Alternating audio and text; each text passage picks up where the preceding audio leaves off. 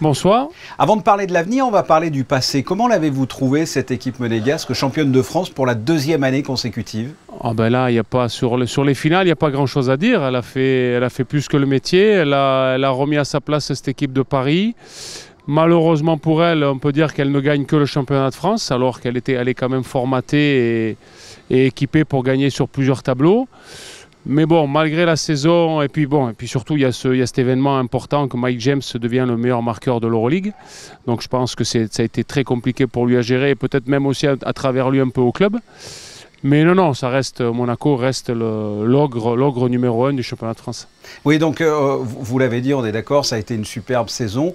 On devrait s'en réjouir. Et pourtant, il y a une légère frustration en Euroleague. On a le sentiment qu'on aurait pu faire mieux. Sachant que l'année passée, on est arrivé en Final Four et que cette année, sur le papier, l'équipe était même encore meilleure. Et on n'a pas atteint ce Final Four. Est-ce que pour vous, le contrat de la Roca Team a été rempli ou ils auraient pu faire mieux? Vous savez, quand vous perdez le 5e match de la belle des quarts de finale chez vous avec prolongation, on peut toujours tout trouver, on peut toujours tout expliquer. Le problème, c'est que l'Euroleague, ça reste quand même de très très grosses cylindrées.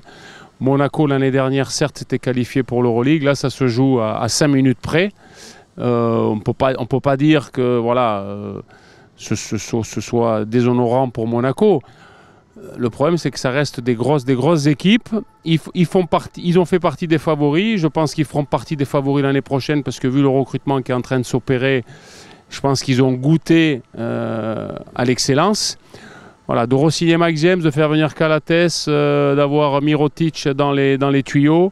Voilà, ça prouve aussi l'ambition que Monaco veut avoir pour l'année prochaine. Oui. Un mot d'ailleurs sur Mike James. On sait que c'est un joueur caractériel, on ne va pas se le cacher. Quand il est arrivé, on s'est dit que ça va être tendu avec les coachs. C'est pas un joueur en plus qui reste de nombreuses années dans un club. Et finalement, il a pris ses marques et ça fonctionne. Hein. Oui, on a beau dire ce qu'on veut. Moi, le premier, des fois, il a tendance à m'agacer. Mais là, quand on s'invite à la table des seniors avec Spanoulis, Sergio Llull, Navarro et qu'on les dépasse. Et je veux dire, on en a même oublié la performance de Nando De Colo qui est devenu 2e meilleur marqueur de l'Euroleague. Tellement ça a rejailli sur lui. Voilà, après, j'ai l'impression et je lui souhaite avec l'âge d'un peu se calmer, je ne sais pas si c'est le terme, mais voilà, de comprendre qu'il a déjà fait une énorme partie du chemin. Là, il vient de re-signer 3 ans, ça veut dire qu'il va encore mettre la barre de meilleur marqueur encore très très haut. Et autour de lui, il y a quand même des joueurs de talent, que ce soit Okobo, que ce soit Diallo, Oteyounas. Donc ça fait partie d'un ensemble quand même.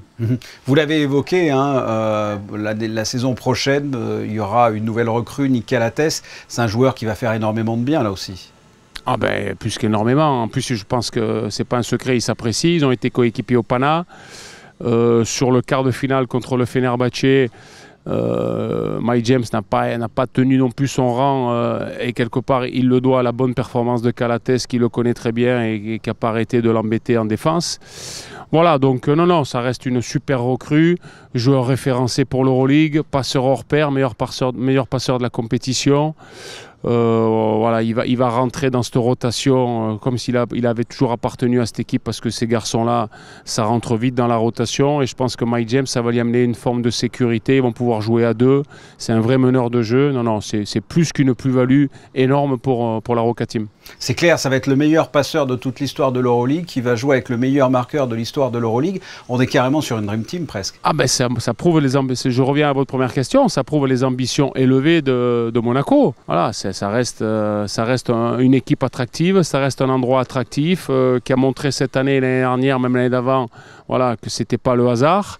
Là, cette année, forcément, pour les supporters de la Roca Team, il y a un goût d'inachevé parce que, comme je le disais avant, vous perdez au 5e match après prolongation. Mais voilà, ça reste sur la durée. C'est une équipe qui, comparée à d'autres, qui ont des moyens surdimensionnés comparés à eux, ils sont dans les clous. Donc là, de commencer comme ça, je vous dis, s'il y a la chance de faire venir Mirotic en plus sur ce poste 4, pouvoir élargir le jeu, non, ça reste pour l'instant un très beau recrutement.